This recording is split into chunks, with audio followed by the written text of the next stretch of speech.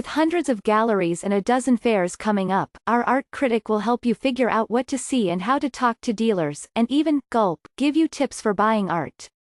Even if you never go to galleries or museums, you should try an art fair. Expose yourself to art in high doses, and see if it takes. High doses is what we have now, during Armory Week, the fleet week of art fairs, with 10 arriving, bringing together an extraordinary concentration of artworks, private dealers and galleries from around the globe and briefly laying siege to the world's densest art scene. And all but one of these fairs, the International Antiquarian Book Fair at the Park Avenue Armory, is devoted to contemporary works. The confabs play to varied tastes and pocketbooks while ranging in quality from blue chip to less than no chip, a measure of market, not aesthetic value. They are ensconced all over town and at some odd new locations, including the heart of Chelsea, amid the David Zwirner galleries, and in a condominium at United Nations Plaza. From free to a high of $57, about the cost of a nice dinner and a good glass of wine in New York, you can sample anywhere from a few scores to a couple of hundred galleries in action, showing works by one or two artists or a selection, including emerging talents gallerists hope will catch on. What follows is a brief survival guide to art fairs, complete with pointers for looking, etiquette tips for talking to dealers, ways to broach the always uncomfortable subject of money, and how to dress the part without getting sore feet. As for which fairs to see, read on for the highlights. The rise of fairs as an irresistible force in contemporary art began with the Armory show in the mid-1990s. Today they are considered a mixed blessing, detrimental to galleries who have nevertheless come to depend on them, while fairs, in turn, depend on galleries. The frequent refrain is that collectors have been seduced by the one-stop shopping convenience of fairs, which drains galleries of money, energy and visitors, even if they are selling hand over fist. A fair booth can cost an exhibitor from $15,000 to $50,000, and that doesn't factor in shipping, hotels or airfare. Still, the art fair format seems to be infinitely malleable and dealers and artists constantly push back, coming up with new variations. For the rest of us, fairs are an education, repositories, if not floods, of new information regarding galleries, artworks and emerging artists. First time around, they can feel like you've jumped into the deep end. Your water wings are your eyes and your heart.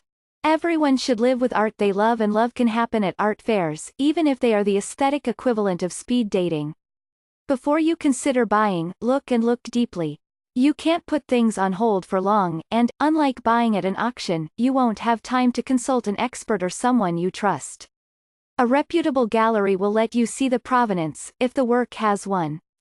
Then, if you covet something and can afford it, take the plunge. A lack of labels for the artworks can indicate a gallery's decision that their booth looks better without them.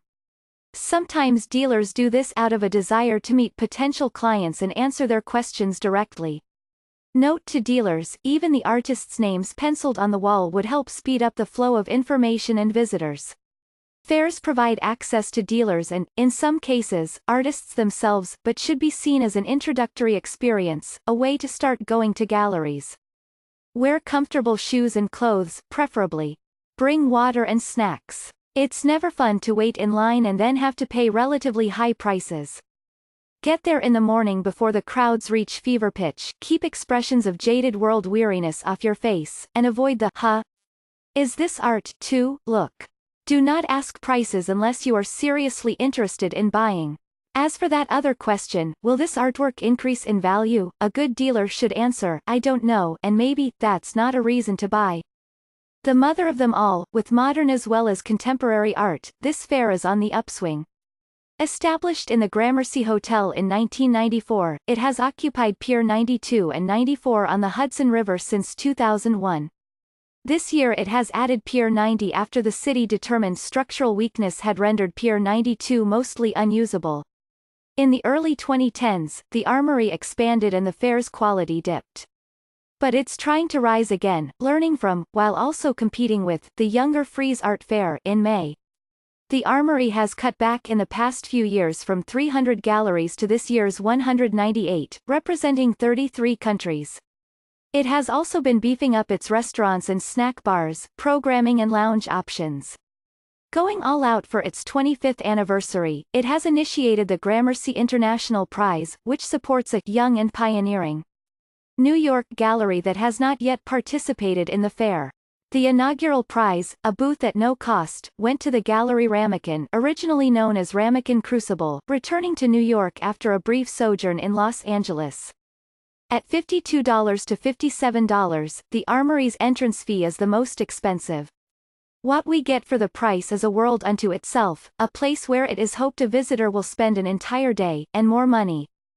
Founded in 2009, this curator-driven fair has been, as its name suggests, the youngest, most raucous and most egalitarian of the New York fairs. Spring Break is also essentially nomadic, known for inhabiting unconventionally dilapidated spaces like the high-ceilinged offices in the James A. Farley Building, formerly the General Post Office.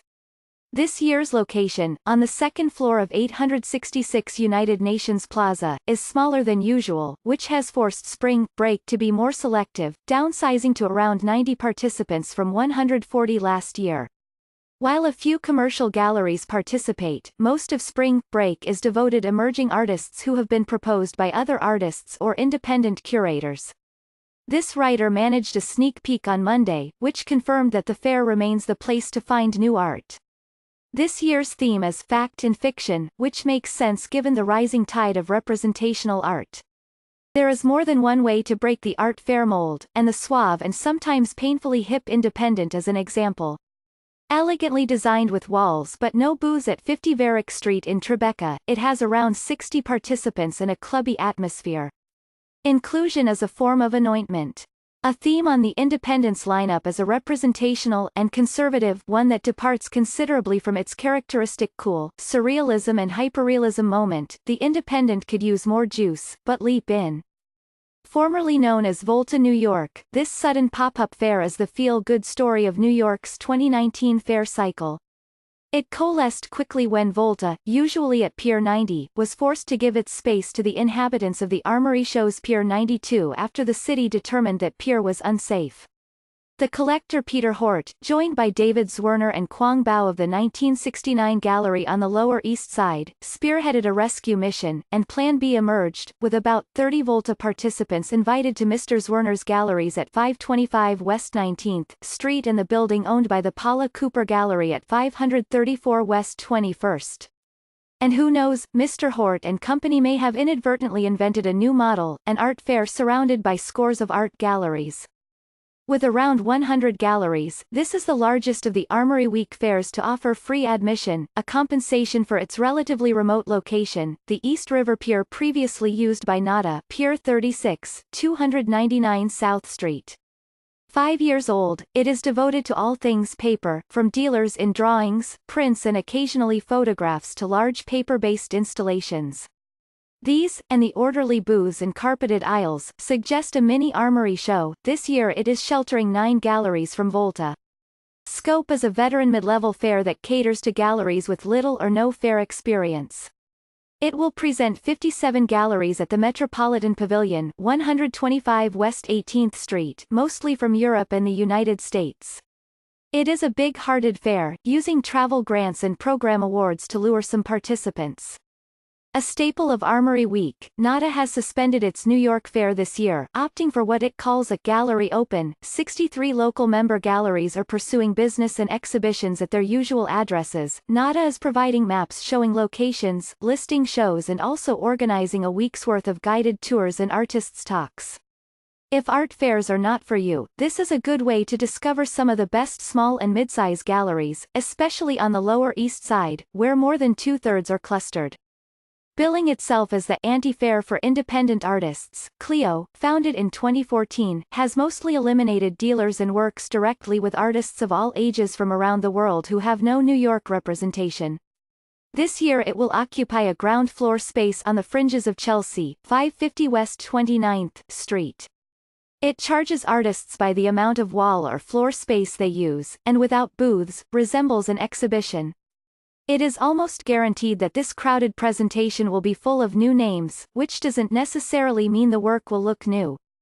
This may be New York's tiniest and longest-running art fair. Now 21 years old, it occupies a single NoHo gallery, 33 Bleecker Street, whose modest space exudes an old-time unapologetic funkiness. This year Zerker will host 3 European galleries and work by 2 New York artists. It is a fair for the fair-phobic or enthusiasts not fond of walking. There is always something here, maybe just one thing, that makes you glad you visited.